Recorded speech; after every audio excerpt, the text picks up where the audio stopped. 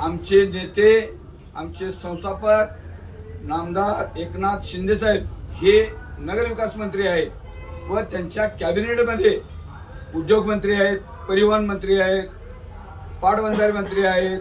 ह्या सर्व मंत्र्यांना घेऊन आम्ही जत शहरामधील जी काही कामं पेंडिंग आहेत ती पूर्ण पेंडिंग कामं आम्ही लवकरात लवकर करणार आहोत.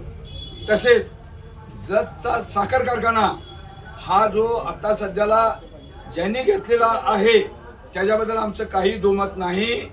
जत शहराचा साखर कारखाना ज्यांनी घेतलेला आहे त्या कारखान्याचे सभासद यापूर्वीचे जेवढे जत तालुक्यातले आहेत त्या सर्वांना त्यांनी सभासद करून घ्यावं. त्यांना सभासद करून घेण्यासाठी मी कोणतंही पाऊल उचलायला तयार आहे. मग तो आंदोलनाचा असेल, कायद्याचा असेल. मला माहीत आहे ही जमीन विकत असताना, हा कारखाना विकत असताना ह्याचे प्रोसेस याचं सगळं झालेलं असते, अगोदर नोटिसा दिलेल्या असते.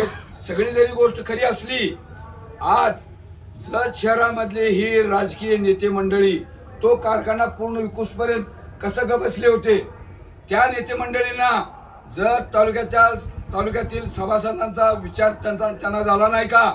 आज सभासदांच्या मालकी हक्काचा तो कारखाना आज विकला गेला. आज तो विकला गेला असताना त्याच्यामध्ये विकत असताना आपल्या जत शहरातील सर्व नागरिकांनी, मी कुठल्याही पक्षाचा म्हणत नाही, इतर सर्व पक्षांचे राजकीय नेते हे एकत्र एका ठिकाणी बसून ते घेणारे जे आहेत त्यांना का साथ घातली नाही की बाबा कारखाना तुम्ही विकत घ्या, परंतु जत तालुक्यातले सभासद हे आहे त्या पद्धतीने असू दे.